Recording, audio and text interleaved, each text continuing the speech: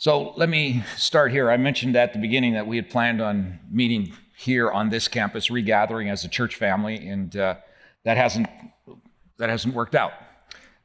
But we're confident that Jesus has this, and we have plans that we've put in place for early August, and whether that happens or not, that's really in his hands. It's not even in the hands of decision makers outside of our church family. It's him. And so you'll notice the theme today is centered around not having fear, and it's not just because we don't want to have fear, because we don't, but it's because there's someone present, and that's the one who comes with a heart of love for us and for our planet. And so that's kind of feeds into what we've been talking about these last weeks.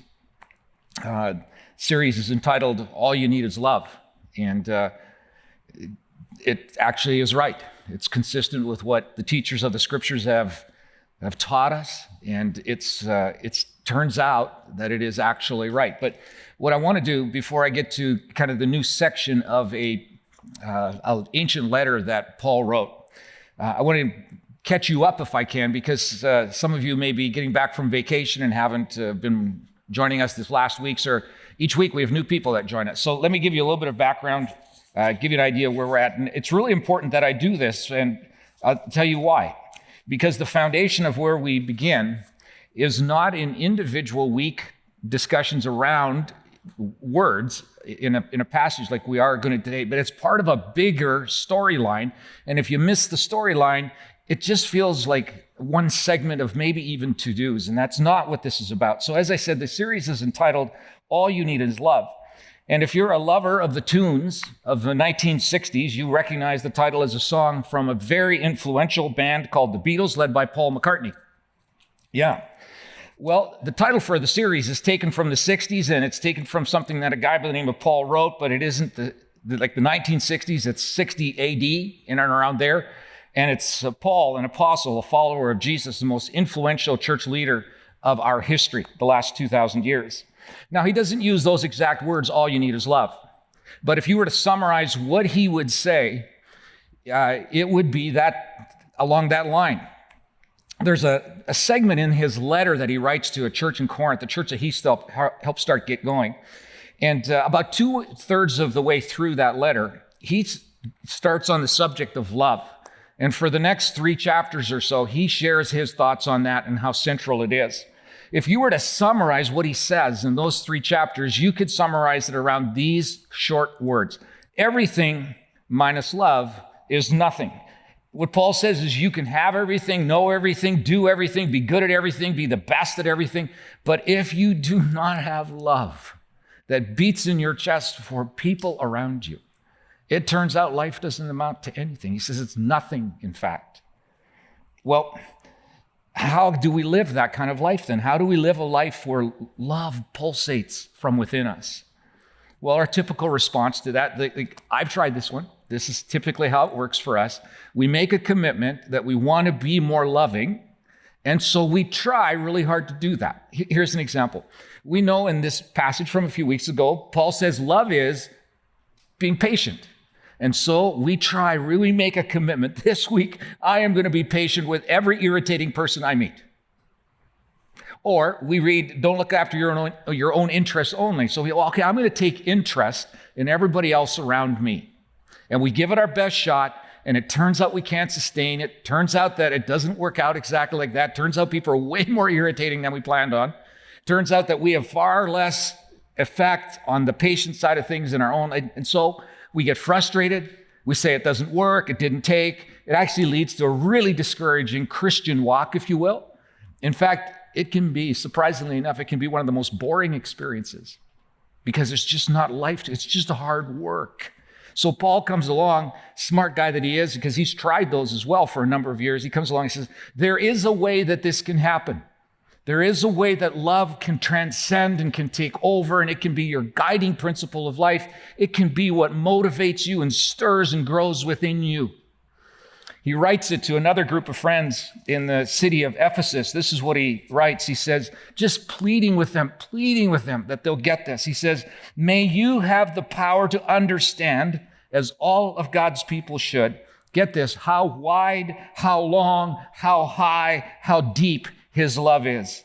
And here's how. I want you to experience the love of Christ, though it is too great to understand fully. But if you ever do, then, he says, you will be made complete with all the fullness of life and power that comes from God. If you were to summarize that, like we did the first part, like you can have everything without love is nothing. You could summarize it this way. Increasingly knowing the love of Jesus will always, always mean an increasing love like Jesus, but it comes from the inside. In other words, don't try to love like Jesus. Spend all your time getting to know Jesus. Walk with him. Invite him into every moment of your day and watch how love transcends and becomes something from inside and stirs and moves and becomes the guiding principle. So with that as the backdrop, now let's go to this ancient letter that Paul writes to some friends in Corinth, as I said. And now he's trying to explain to them what God's love is like. And if you get to know that God, this is the kind of love that oozes out from inside of you. He says this, God is love. He actually says love is. Well, God and love are the same. Well, love is patient and kind. Love is not jealous or boastful or proud or rude. It does not demand its own way. It is not irritable. And this is what we want to look at this week. It keeps no record of being wronged. No record of being wronged. Well, what does that mean? Well, this is where context matters a great deal. When we read in the earliest parts of the same letter that this is quoted from, written, as I said, to folks in the church in the city of Corinth, Paul is writing and dealing with some really serious relational viruses that are going on within their community of faith. They're having squabbles, and they're having difficulties, and they're having fights, it appears, over things like which leader should they follow. Some say, well, I like Paul, so I follow him. Some say, I like Apollos because he's influenced my life, I follow him. And so now there's tension within their family of faith. Looks like there's some tension between those who have a rigid sexual morality and those that have a very thin sexual morality. Another thing that they're having trouble with, relationally having trouble with, is they're at odds within their church family how to conduct themselves and how to practice their faith in areas like how to do communion, what type of foods to eat, and so on. To me, as I read that again this week, it's kind of reminiscent of the disagreements that we see some churches around about, like, wear masks, don't wear masks, we should gather right away, let's not gather for a while, let's wait till it's a little safer, and there's tension over that. But the thing that really struck me is this: apparently the tensions are so severe that people within the church are suing each other in civil court. Can you guess that that's a problem? That's a problem. And Paul would say, not on my watch, not as a movement of Jesus Christ and who he is, are we going to be suing each other? Are we going to be at each other's throats over trivial things?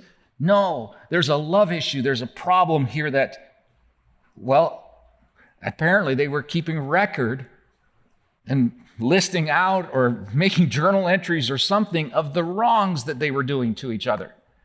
That's amazing to think about. Until you think about it a little bit further, it seems that this notion that Paul is saying is don't keep a record of wrongs actually turns out to be in some ways more theory than it does really practical. You see, by our physical makeup and human nature, we are record keepers. That's what we do. We keep records. We all have certain memories and certain thoughts that we store up in our minds and bring back or simply come back uninvited to our awareness when something triggers a memory of something that someone has done wrong to us. And as much as we might want to put it in a can and sit on the can and not have it come out, it comes out, doesn't it? You run into somebody at Costco while you're shopping for groceries, and there they are at the end of the aisle, and you remember 6 years ago you had this drag-out conflict with them, and you don't want to see them. You'll turn around and shop the other way. All of that memory comes back because we're record keepers. It's natural for us. And truthfully, when we do that, we often linger on those things that people have done. We relive them. And if we don't stop at that point, We rehearse the past wrongdoing with others, and then we feel a surge of emotion that we felt when the injury first happened, and we feel unjustly hurt again. We may actually enjoy the sense of moral superiority that we have over them because, of course, we were right. We may even enjoy indulging in some self-pity. And then when we rehearse the events and someone else reinforces it for us, that sense of victimhood just comes into us again. So what could Paul possibly mean by saying love keeps no record of wrongs, when by experience we keep records, sometimes meticulous records of wrongs? That's why the study of the words that Paul uses is so really important. As you likely know, the original language of the New Testament was in Greek, the common language of the day in the Roman Empire. And over the last 2,000 years, that has been translated into the languages of the world, English being among them, right? But there are some challenges for translators on occasion. So you see, some words in Greek might be a single word, but it takes 2 or 3 words or a sentence in English to actually get the real meaning of that word.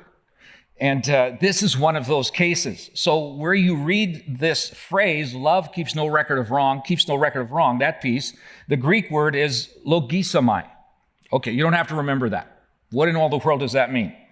Well, it's actually an accounting term, and you find it throughout Greek literature. It's not exclusive to the Bible. It's all throughout Greek literature. The idea was this, that if you go down to the market and you buy a sheep or you buy a crate of fruit or a basket of vegetables, the person who's selling it to you will put your name in a ledger and what you owe for that, because the economy wasn't driven by cash like ours is, or credit, actually. It was a form of credit. And so the way you would pay down your debt is that you probably offered some kind of service or goods, and you would trade that with the person you just bought the sheep from. So there's a trading back and forth, and you would both keep a ledger of what you had bought and what he or she had bought from you, and you kept these ledgers rolling.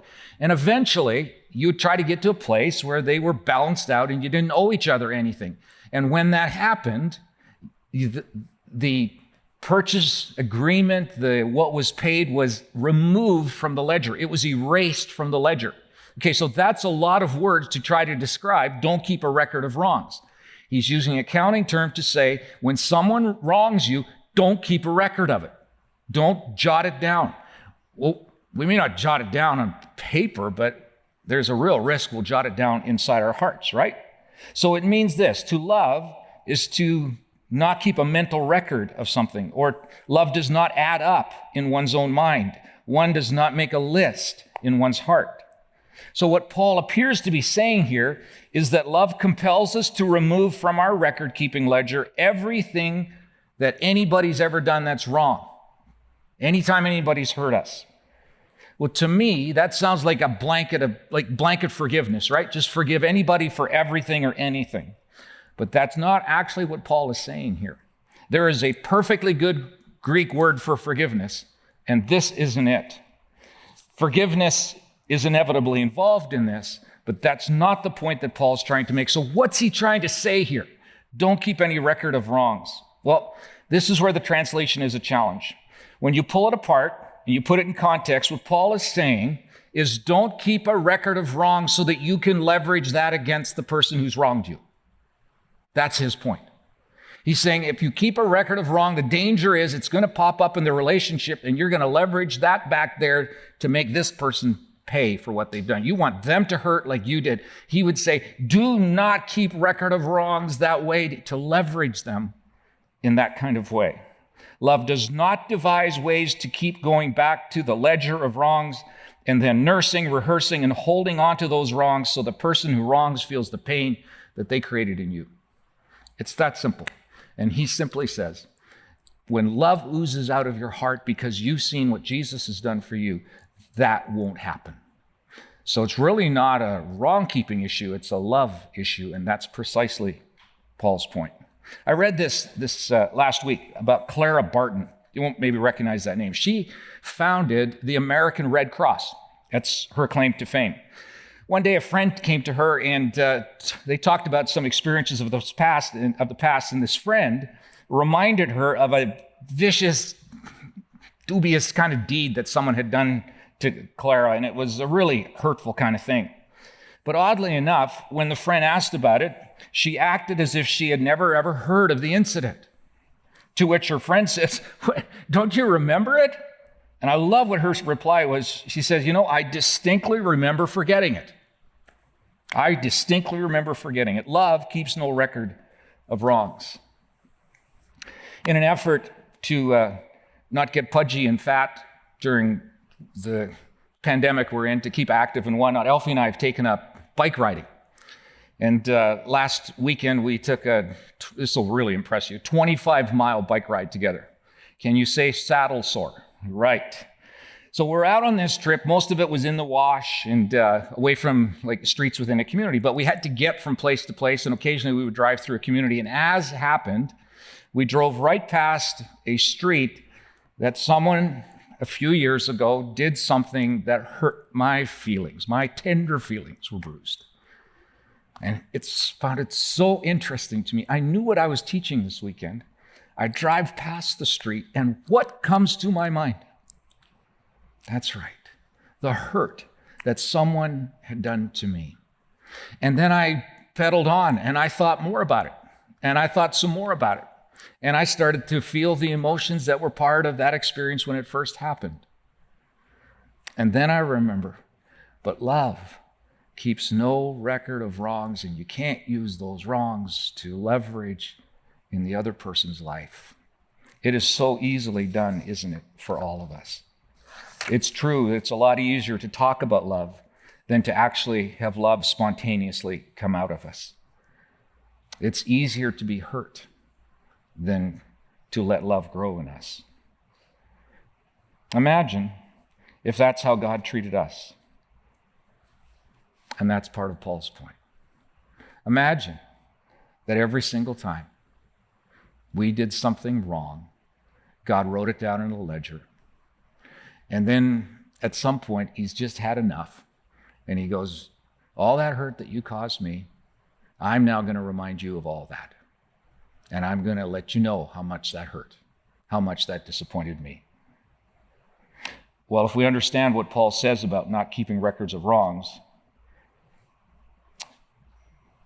it could be interpreted that, well, maybe there's no accountability then for the wrong that is done. And we should just give people a pass when they do wrong. And if that's what we think, we're missing what Paul is saying. See, some of his other letters contain specific charges against named people and specific situations, and he declares them as wrong. Apparently, he can't follow his own advice. He keeps record of wrongs. He keeps track of names, apparently. He keeps track of places and specific incidents. And then, get this, he records them in a document you and I read 2,000 years later. Can he not pull it off himself? What's he doing? And then there, of course, there's the popular unspoken idea when it comes to this, that kind of like an old wives' tale, that God is so loving and so forgiving that he doesn't keep track of our wrongs.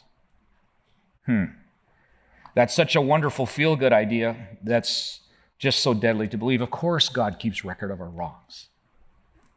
Of course he does. Keeps track of every one of them over and over, especially through the voices of Old Testament prophets like Isaiah. He straight up calls them out for their unfaithfulness and their disobedience. You might recall in Matthew 23, Jesus levels some really direct, strong public accusations at religious elite people. So what in all the world is this? On one hand, we're not to keep a record of wrong, but apparently Paul does it. Jesus does it. We see it throughout the Old Testament. What is it? Where does this leave us if we're told to love, and love keeps no record of wrongs, and yet God, who is love, apparently keeps records of wrongs? Right. Well, not only does he keep record of them, but then after adding them up, he sends his son Jesus in the world to settle things up. Now, it would have been much less costly if he had simply pretended as if our wrongs didn't exist and that he hadn't recorded them. But then he would have had to give up being God, because Well, you don't have God if he isn't holy and just and right in matters. And yet, God does not record them as we do on occasion as a device to keep going back to the ledger of wrongs that people have done, to nurse and rehearse and hold them against us. No, this is love, ultimate love. He pays close attention to the wrongs. He confronts us of our wrongs if we will listen. He holds us accountable for every one of them. And if we are willing, he offers to transfer the penalty of the wrongdoing record over to his son Jesus' account. And he ends up paying the penalty, which is his own life. But every wrong is calculated. It just gets moved to someone else's account.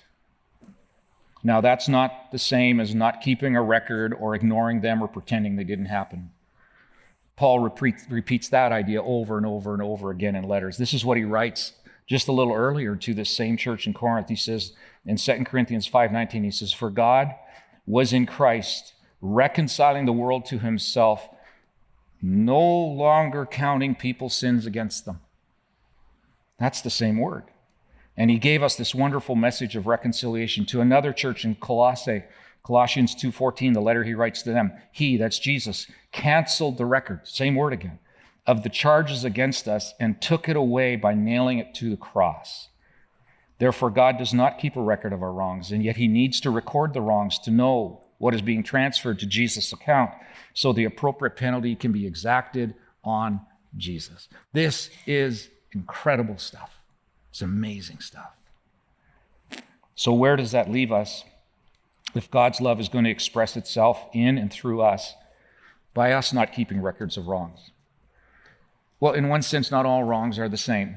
You know, there's some, we don't have hurricanes around here, but let's just go with that metaphor. There's kind of category 1 wrongs. Those are incidental little things that happen. Somebody insults you with something. Somebody says something inappropriate. Someone questions, someone laughs at you. They're just small little petty things. They're like a tropical storm. Just live without it. Just set it aside and go on. Then there are kind of category 3, if you will, kind of wrongdoing. These are things that, like, they legitimately leave a mark.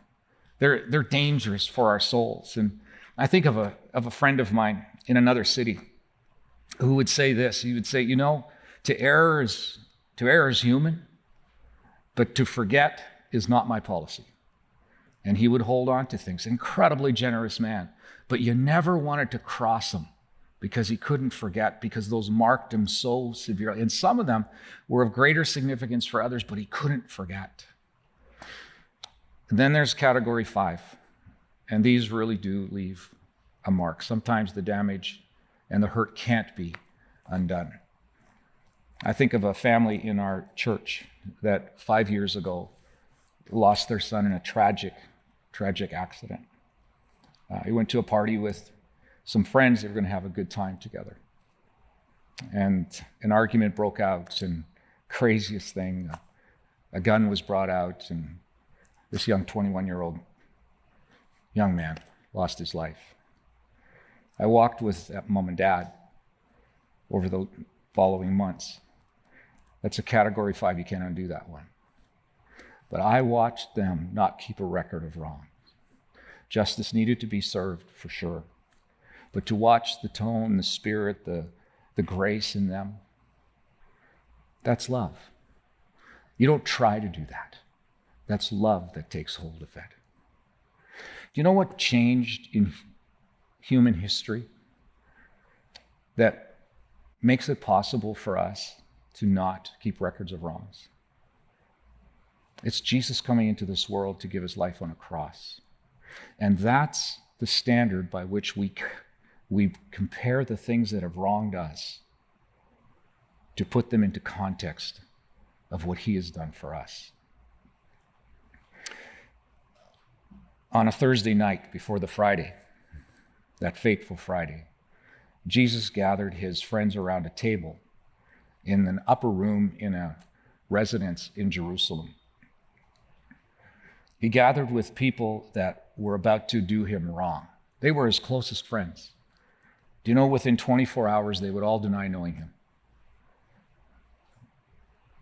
And yet that evening, he talked to them about something that was going to happen that would change the whole equation on earth, that people really could live in a way where they didn't keep record of wrongs to leverage that against someone else.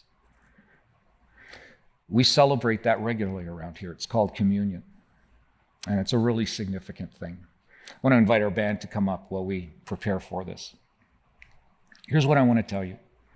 On that Thursday night, Paul, the guy that wrote this letter to his friends in Corinth, tells us that Jesus himself shared this story with him in some amazing way. We don't know exactly what that is, but this is what he says, that Jesus himself shared with him that on that Thursday night, Jesus washed the feet of his friends, and then after dinner, he took some bread and he took some wine, and he broke the bread and turned to his friends and said, "This is my body, which is broken for you. Do this in remembrance of me." And then it says that he took a cup of wine and he passed that around and he said, this is a symbol of my blood. It's a brand new covenant. Do this whenever you remember me. You'll remember what I've done. Why does he do that? Because he was about to discover what it meant to not keep a record of wrongs. Within the next 24 hours, less than that actually, he would go to a cross, nailed there by the very people that he had been part of the creation story of, who he loved desperately. And they would do things that would be absolutely taken account of, that they would be, in a sense, responsible for. And on a cross on that Friday, he transferred all of that from their account to his account. That's what changed things on the face of the earth. I would say this, as we share communion together, if you've experienced your sins, your wrongdoings transferred over to Jesus' account, and it's still a bit of a hard time for you to keep the wrongs that others have done to you off of a list, take that list of where you've been offended or people have done you wrong and place that against the list of the things you have done that put Christ on the cross. Match them up and see whether there isn't gratitude that flows to you that makes it easier to take those and put them in Jesus' account. But it could be that you've maybe never had that transaction with Jesus, where you still carry the full responsibility and weight of the wrongdoings that you've done. This is your moment. It could just be your moment to pass those into Jesus' ledger. He invites you to do that, to pass them over. Will you do that? Will today be your day? When we take this bread and we take this cup, it's a reminder that our wrongdoings have been passed over. And what a joy it is to think of that this is what our Savior has done.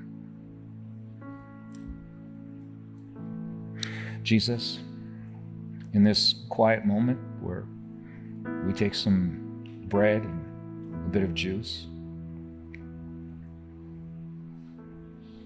it's a reminder of the price you paid to take the real things, that wrongdoings that we've done, they're on our account. They're there.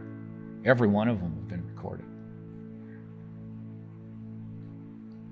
But this means we can watch you take them and move them over and put them in your ledger and clean ours up and make us whole. Thank you, Christ, for doing that. Thank you, Jesus.